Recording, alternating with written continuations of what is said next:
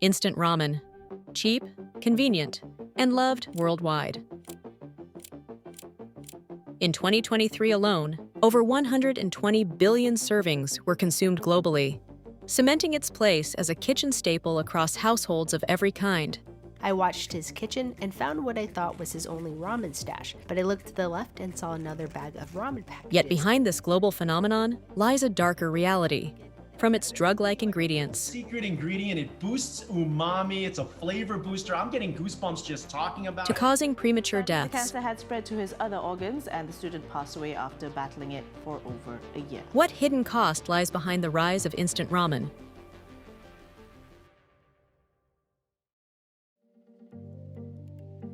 In the aftermath of World War II, Japan faced severe food shortages. People lined up for hours in freezing conditions to get a simple bowl of ramen. Momofuku Ando, founder of Nissin Foods, saw this desperation and famously declared, "Peace will come when people have food."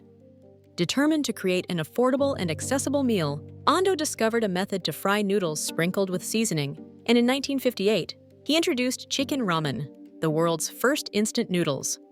Authentic taste of Nissin's Top Ramen, an original recipe of succulent noodles in a broth flavored with oriental spices. The product's convenience and practicality made it an instant hit in Japan. By 1971, Nissin revolutionized the market again with the invention of instant cup noodles, a self-contained meal needing only boiling water. What started as a solution to hunger in Japan quickly spread across Asia and beyond. Instant ramen became the fuel for the working class, feeding laborers, students, and families, while boosting economies emerging from poverty. In Japan, it was even voted the best invention of the 20th century. But as instant ramen grew into a global phenomenon, its long-term impact on health became impossible to ignore. In the early 2000s, researchers started studying the health implications of instant noodles.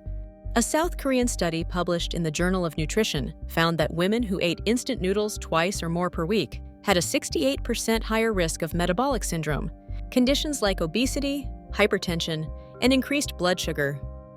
In 2011, tiny cameras ingested by participants showed that instant noodles remained largely intact in the stomach 2 hours after consumption, highlighting the body's difficulty breaking down preservatives and additives. This begs the question, what's really in these instant noodles? Instant noodles may seem like a simple mix of flour, water, and salt, but there's more to them than meets the eye. The excessive sodium. A single serving often exceeds half the recommended daily intake, contributing to high blood pressure and heart disease. Fats from palm oil.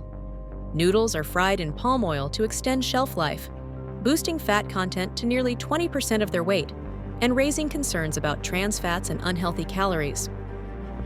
Preservatives and additives. Chemicals used to prevent spoilage ensure long shelf lives, but can harm health when consumed frequently. South Korea, Vietnam, and Nepal are the countries with the highest per capita ramen consumption. According to WHO data, leading causes of death in these nations include cardiovascular diseases, diabetes, and cancers, conditions directly linked to the effects of instant ramen.